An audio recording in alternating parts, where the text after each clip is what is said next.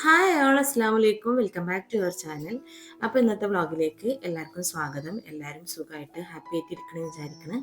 അൽഹംദുലില്ലാ ഞങ്ങളും ഇവിടെ സുഖമായിട്ട് ഹാപ്പി ആയിട്ട് ഇരിക്കണം കേട്ടോ. അപ്പോൾ ഇന്നത്തെ വ്ളോഗിൽ ഞാൻ രണ്ട് റെസിപ്പി ഉൾപ്പെടുത്തിയിട്ടുണ്ട്.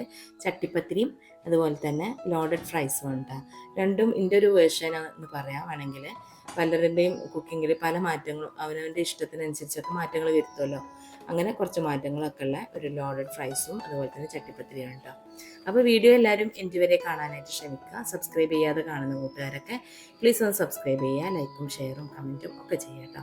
ബെല്ലൈക്കൺ ക്ലിക്ക് ചെയ്യുക, എന്നാലാണ് നമ്മളിടുന്ന വീഡിയോസിൻ്റെ നോട്ടിഫിക്കേഷന് അപ്പോൾ ലഭിക്കുള്ളൂ കേട്ടോ. അപ്പം ഇന്നിപ്പോൾ ആദ്യം കാണിക്കാൻ പോകുന്നത് ചട്ടിപ്പത്തിരി ഉണ്ടോ. ചട്ടിപ്പത്തിരി പല രീതിയിലും ഉണ്ടാക്കാറുണ്ട്. പത്തിരി ഉണ്ടാക്കിയിട്ടും ദോശ ഉണ്ടാക്കിയിട്ടൊക്കെ ഉണ്ടാക്കാറുണ്ട്. ഇത് എൻ്റെ ഒരു വേർഷനാണ് കേട്ടോ. ഞാൻ പറഞ്ഞില്ലേ, എനിക്കിഷ്ടപ്പെട്ട മാതിരി എനിക്ക് എല്ലാ ടൈപ്പും ഉണ്ടാക്കി നോക്കിയിട്ട് ടേസ്റ്റാണെന്ന് തോന്നിയിട്ടുള്ള ഒരു രീതിയാണ് കേട്ടോ. അപ്പോൾ അതായിട്ട് ഞാൻ വെള്ള കസ്കസ് കഴുകി അരിച്ച് വെച്ചിട്ടുണ്ട്. വെള്ള കസ്കസാണ് കേട്ടോ നമ്മൾ യൂസ് ചെയ്യുക. അത് കഴുകി അരിച്ചെടുത്തില്ലെങ്കിൽ എന്തായാലും അതിൽ മണ്ണുണ്ടാവും. അപ്പോൾ കഴുകി അരിച്ചെടുക്കാനായിട്ട് തന്നെ ശ്രദ്ധിക്കുക. അതേപോലെ തന്നെ കുറച്ച് കൂടുതലായിട്ട് തന്നെ കാഷ്യൂ ക്രഷ് ചെയ്തെടുത്തിട്ടുണ്ട് കേട്ടോ.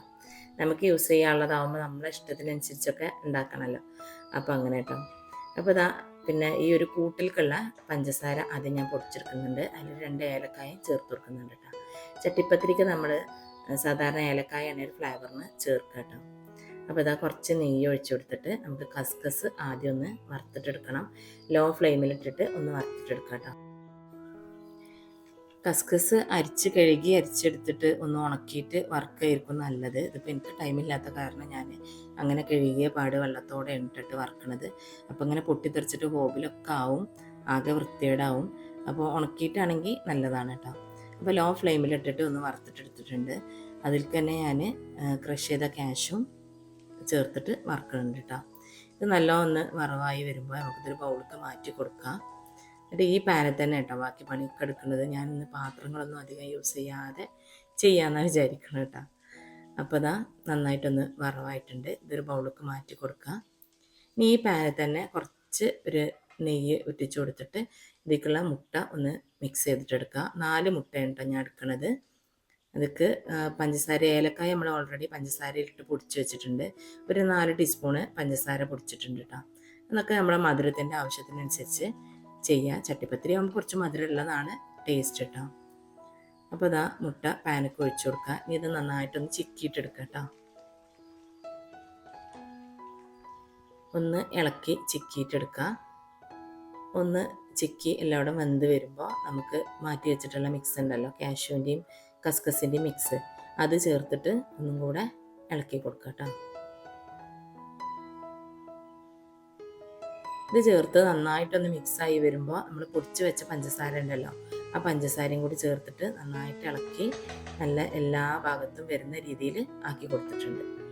ഇനിയിപ്പോൾ ഞാനിതിന് ദോശക്കുള്ള ബാറ്റർ തയ്യാറാക്കി എടുത്തിട്ടുണ്ട് കേട്ടോ. ഒരു 2 കപ്പ് മൈദ എടുത്തിട്ടുണ്ട്. അതിലേക്ക് കുറച്ച് പാലും ബാക്കി വെള്ളവും ഉപ്പും ചേർത്തിട്ട് ഒരു 1/2 കോഴിമുട്ടയും ചേർത്തിട്ട് അടിച്ചിട്ടെടുത്തതാണ് കേട്ടത്.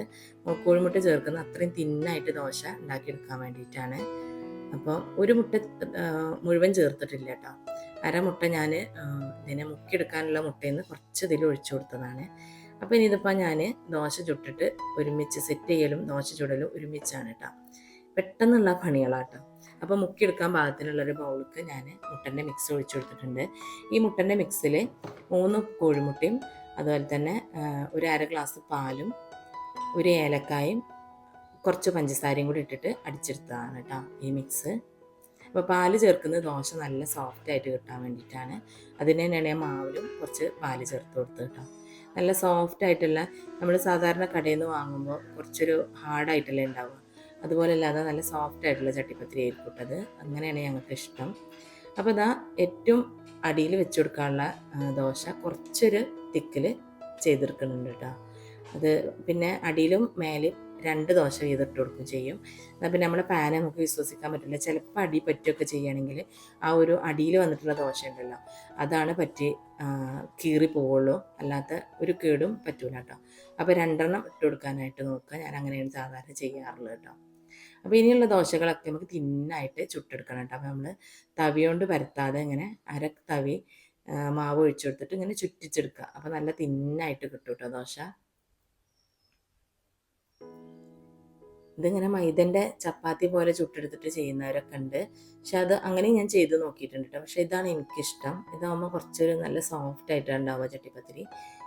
അപ്പോൾ ഇതാ ഫില്ലിങ് ഇങ്ങനെ ഇതിൻ്റെ ഇടയിൽ ഇട്ട് കൊടുക്കുക.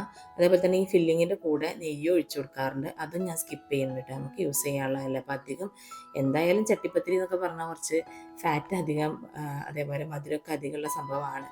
പിന്നെ ഇനിയിപ്പോൾ അധികമായിട്ട് യൂസ് ചെയ്യേണ്ട നെയ്യ് കരുതിയിട്ട് നെയ്യ് ഒഴിച്ചു കൊടുക്കുന്നില്ല. ഈ ഓരോ ലെയറിലും ഓരോ സ്പൂൺ നെയ്യ് ഒഴിച്ചു കൊടുക്കും കേട്ടോ. അപ്പോൾ ഇതാ ഞാൻ ഫില്ലിങ് വെച്ച് കൊടുത്തിട്ടുണ്ട്. ഇതിപ്പോൾ 7 ദോശയായിട്ടാണ് ഞാൻ യൂസ് ചെയ്തതെന്നാണ് എനിക്ക് തോന്നുന്നത്. ഞാൻ അതൊന്നും നോക്കാറില്ല കേട്ടോ. ഞാൻ ഉണ്ടാക്കിയിട്ടുള്ള ഫില്ലിങ് തീർന്ന വരെ അങ്ങോട്ട് ലെയർ ചെയ്യാണ് ചെയ്യാറുള്ളത്. അപ്പോൾ ഇതാ ദോശ വീണ്ടും മുട്ടൻ്റെയും പാലിൻ്റെയും മിക്സിൽ മുക്കിയിട്ട് നല്ല വെറ്റാക്കിയിട്ട് ഇതിന് മുകളിൽ ഇട്ട് കൊടുക്കുക. വീണ്ടും ഫില്ലിങ് ഇട്ട് കൊടുക്കുക. ഇതേപോലെ തന്നെ ഫില്ലിങ് തീരുന്ന വരെ ഞാൻ ചെയ്ത് കൊടുക്കുന്നുണ്ട്. ഇതിലിപ്പം ഞാൻ സ്കിപ്പ് ചെയ്തിട്ടുള്ളത് ഞാൻ പറഞ്ഞല്ലോ, നെയ്യ് ഒഴിക്കാറില്ല.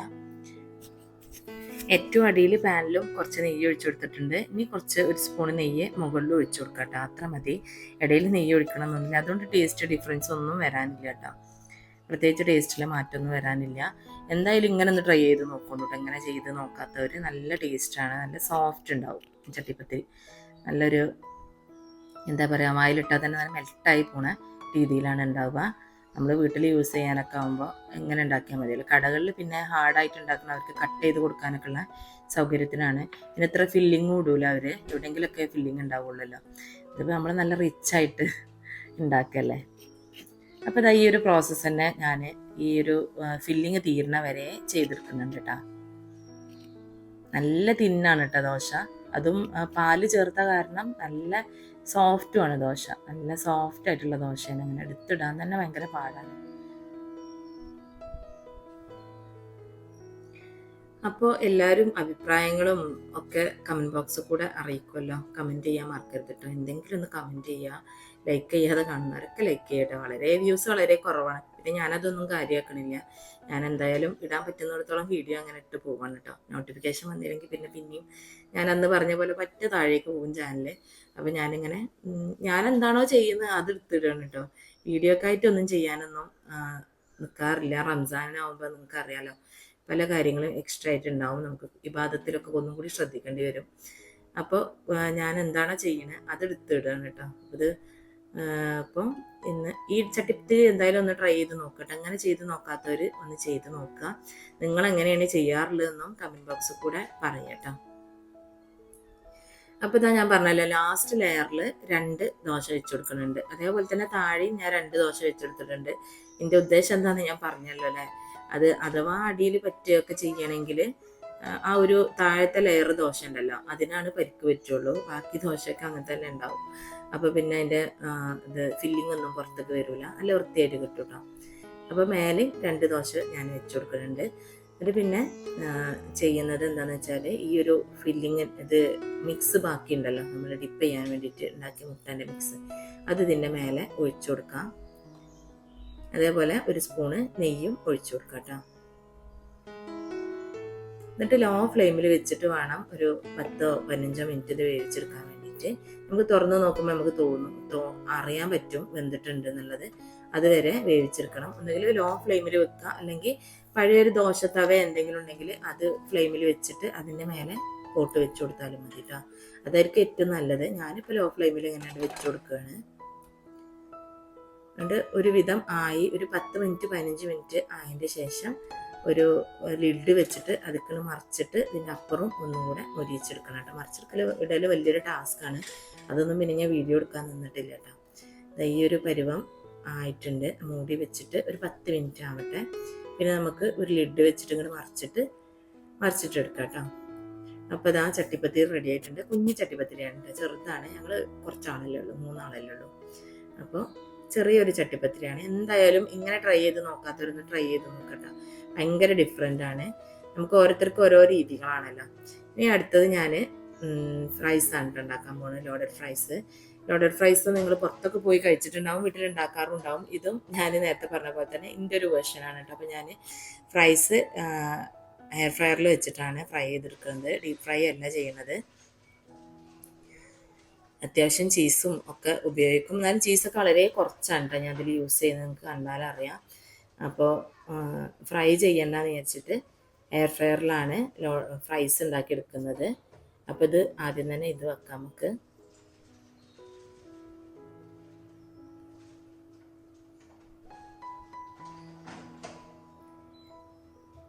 ഇനി ഫ്രഞ്ച് ഫ്രൈസ് ഇവിടെ ഇരുന്ന് ആവട്ടെ കേട്ടോ. ആ ടൈം കൊണ്ട് നമുക്ക് ഇതിലുള്ള ചിക്കനൊക്കെ ഒന്ന് വേവിച്ചെടുക്കണം. ഞാൻ ബോൺലെസ് ആയിട്ടുള്ള നമ്മളെ ചെസ്റ്റ് പീസ് ഉണ്ടല്ലോ ചിക്കൻ്റെ, അത് 2 പീസാണ് എടുത്തിട്ടുള്ളത്. ഒരു 400 ഗ്രാമോ 350 ഗ്രാമൊക്കെ ഉണ്ടായിരിക്കും തോന്നുന്നുണ്ട്. അത് ചെറുതായിട്ട് കട്ട് ചെയ്തിട്ടുണ്ട് കേട്ടോ. ചെറുതായിട്ട് കട്ട് ചെയ്തിട്ടാണ് നമ്മൾ ചിക്കൻ എടുക്കുന്നത്. ഒരു നല്ലൊരു പാൻ വെച്ചിട്ടുണ്ട്. കുറച്ച് വെളുത്തുള്ളി ഒന്ന് ചോപ്പ് ചെയ്തെടുക്കുന്നുണ്ട്. ഇത് ഞാൻ ഫ്രഷ് ക്രീം ഉണ്ടാക്കിയിട്ട് അതിൽ ചീസ് ആഡ് ചെയ്തിട്ടാട്ടോ അതിൻ്റെ ചീസ് ഉണ്ടാക്കിയെടുക്കുന്നത്. അപ്പോൾ അതുക്കും ഈ ചിക്കനക്കും കൂടി വേണ്ടിയുള്ള ഗാർലിക്ക് ഞാൻ ചോപ്പ് ചെയ്തെടുത്തിട്ടുണ്ട്. അപ്പോൾ ഇതാ 2 ക്യൂബ് ബട്ടർ ഇട്ട് കൊടുക്കുക. ബട്ടറിലാണ് ചിക്കൻ വേവിക്കുന്നത്. ഷാലോ ഫ്രൈ ചെയ്താണ് എടുക്കുന്നത് കേട്ടോ. അപ്പോൾ ഇതാ ബട്ടർ ഒന്ന് മെൽറ്റ് ആകുമ്പോൾ കുറച്ച് ഒരു 4 ഇല്ലി വെളുത്തുള്ളിൻ്റെ അളവിൽ ഇതിൽ ചേർത്ത് കൊടുക്കുന്നുണ്ട്. അതൊന്ന് ഫ്രൈ ആയി വരട്ടെ. അതൊന്ന് മൂത്ത് കിട്ടുമ്പോൾ നമുക്ക് ചിക്കന് അതിൽ ചേർത്ത് കൊടുക്കട്ടെ. ചിക്കൻ ഞാൻ പറഞ്ഞല്ലോ ചെറിയ ചെറിയ ക്യൂബിക് കഷ്ണങ്ങളായിട്ടാണ് കട്ട് ചെയ്തിട്ടുള്ളത്. നമുക്ക് ഫോർക്ക് യൂസ് ചെയ്ത് കഴിക്കുമ്പോൾ ഫോർക്കിന് കുത്തിയെടുക്കാനുള്ള പാകത്തിന് കട്ട് ചെയ്തതാട്ടോ. ഇതൊക്കെ ആവശ്യമുള്ള ഉപ്പ് ചേർത്ത് കൊടുക്കാം. പിന്നെ ഇതിലേക്ക് മസാലകളായിട്ട് ഒരു 1/2 ടീസ്പൂണ് കുരുമുളക് പൊടി, ഒരു 1/2 ടീസ്പൂണ് മുളക് പൊടി, ഒരു 1/4 ടീസ്പൂണ് മഞ്ഞൾപ്പൊടി, ഒരു പിഞ്ച് ഗരം മസാല, ഇതൊക്കെ കൂടെ ചേർക്കുന്നുണ്ട് കേട്ടോ. ഇതും ചേർത്തിട്ട് നല്ലോണം ഫ്രൈ ചെയ്തെടുക്കണം. ഇത് ഞാൻ പറഞ്ഞില്ല, എൻ്റെ ഒരു വേർഷനാണ് കേട്ടോ ലോഡഡ് ഫ്രൈസ്. പല രീതിയിൽ ഉണ്ടാക്കുന്നവരുണ്ടാവും. നമ്മൾ ഷോപ്പിൽ നിന്ന് കഴിക്കുമ്പോഴും പല ഷോപ്പിൽ പല രീതിയിലായിരിക്കും. ഇത് എൻ്റെ ഒരു വേർഷനാണ് കേട്ടോ. നമുക്ക് ഇഷ്ടപ്പെട്ട മാതിരി ഓരോ ഡിഷ് നമ്മൾ മാറ്റിയെടുക്കുമല്ലോ, അങ്ങനെ ചെയ്തിട്ടുള്ളതാണ്. എന്തായാലും എല്ലാവരും ഒന്ന് ട്രൈ ചെയ്ത് നോക്കാം കേട്ടോ. അപ്പോൾ അത് ചിക്കൻ അവിടെ കിടന്ന് ആവട്ടെ. ആ സമയം കൊണ്ട് ഞാനൊരു വൈറ്റ് സോസ് ഉണ്ടാക്കുന്നുണ്ട്. വൈറ്റ് സോസും ചീസും കൂടി ആഡ് ചെയ്തിട്ടാണ് ഉണ്ടാക്കുന്നത്. മിക്കവാറും ചീസ് മാത്രമാണ് നമ്മളിതിൽ ആഡ് ചെയ്യുക. പക്ഷേ ഞാനിങ്ങനെയാണ് കേട്ടോ ചെയ്യുക. അധികമായിട്ട് ചീസ് യൂസ് ചെയ്യേണ്ടെന്ന് എഴുതിയിട്ട് ഞാനിങ്ങനെയാണ് ചെയ്യുക. അപ്പോൾ ഞാൻ ഒരു പീസ് ബട്ടർ ഇട്ട് കൊടുക്കുന്നുണ്ട്. ബട്ടർ ചൂടായി വരുമ്പോൾ നമ്മൾ നേരത്തെ ബാക്കി വെച്ച ഗാർലിക് ഉണ്ടല്ലോ, അത് ഇതിൽ ചേർത്ത് കൊടുത്തിട്ട് ഒന്ന് റോസ്റ്റ് ചെയ്തിട്ടെടുക്കാം.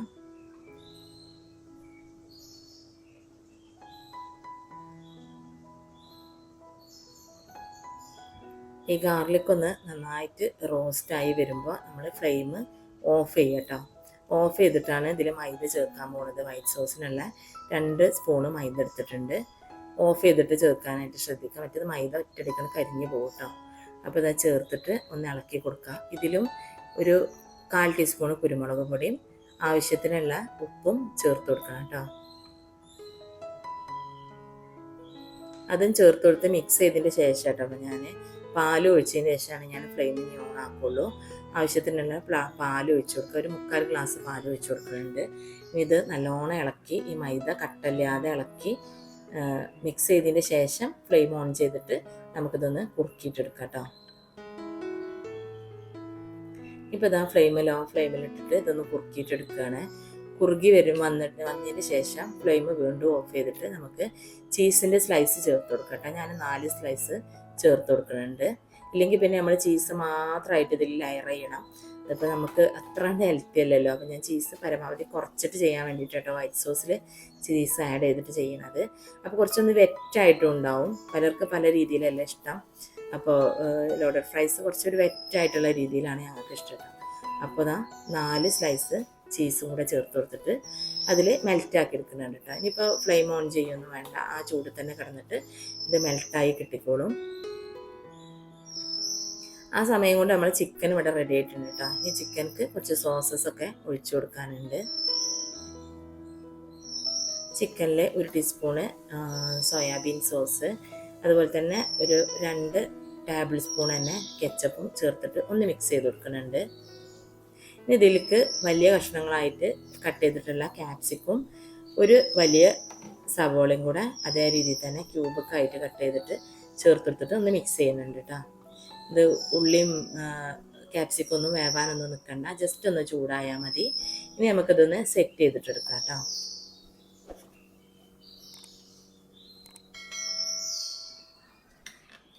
അപ്പോൾ അതാ ഒരു പാനിൽ താഴെ ഫ്രൈസ് ഇങ്ങനെ നിരത്തിയിട്ട് കൊടുക്കുന്നുണ്ട്. പിന്നെ നമ്മളെ ചീസിൻ്റെ മിക്സ് ഉണ്ടല്ലോ, വൈറ്റ് സോസിൻ്റെയും ചീസിൻ്റെയും കൂടി മിക്സ്, അത് ഒന്ന് ലെയർ ചെയ്ത് കൊടുക്കുക ഇതിൻ്റെ മുകളിൽ. ഇതിൻ്റെ പകുതി ഞാൻ ഇതിന്മേൽ ലെയർ ചെയ്ത് ഒഴിച്ച് കൊടുക്കുന്നുണ്ട്. പിന്നെ നമുക്ക് ചിക്കൻ്റെ ഫില്ലിങ് ഇട്ട് കൊടുക്കട്ടെ. ഞാൻ മുഴുവനായിട്ട് തന്നെ ഇട്ട് കൊടുക്കുന്നുണ്ട്, അത് ഒരുപാട് ലെയർ ആക്കാനൊന്നും നിൽക്കുന്നില്ല. ചിക്കനും ചേർത്ത് കൊടുത്തിട്ടുണ്ട്. ഇതിൻ്റെ മുകളിൽ കുറച്ചും കൂടെ ചീസ് ആഡ് ചെയ്ത് കൊടുക്കുക, ചീസിൻ്റെ മിക്സ് ആഡ് ചെയ്ത് കൊടുക്കുക. ബാക്കിയുള്ള ഫ്രൈസും ലെയർ ചെയ്ത് കൊടുക്കുക. പിന്നെ ബാക്കിയുള്ള ചീസിൻ്റെ മിക്സ് മൊത്തത്തിൽ അങ്ങോട്ട് ഒഴിച്ചു കൊടുത്തിട്ട് ഒരു 7 മിനിറ്റോ 8 മിനിറ്റോ ബേക്ക് ചെയ്ത് കൊടുക്കുന്നുണ്ട് കേട്ടോ. ശരിക്ക് ഇത് ചെയ്യുമ്പോൾ നമ്മൾ ചീസിൻ്റെ സ്ലൈസ് മുകളിൽ നല്ല ലെയർ ചെയ്ത് വെക്കും. ആ ചീസ് നല്ലോണം മെൽറ്റ് ആവണ വരെ ബേക്ക് ചെയ്തെടുക്കുകയാണ് ചെയ്യുക. ഇതിപ്പോൾ ഞാനിങ്ങനെ സോസ് ഉണ്ടാക്കി ഒഴിക്കായതുകൊണ്ട് ഒരു 7 മിനിറ്റോ ഒക്കെ ബേക്ക് ചെയ്തെടുത്താൽ മതി. അപ്പോൾ അതും റെഡി ആയിട്ടുണ്ട് കേട്ടോ. അപ്പോൾ ഇന്നത്തെ 2 റെസിപ്പി എല്ലാവരും ഇഷ്ടപ്പെട്ടിട്ടുണ്ടാവും എന്ന് വിചാരിക്കണേ. അപ്പോൾ വീണ്ടും ഒരു വ്ളോഗിലൂടെ കാണാം. അസ്സലാമു അലൈക്കും.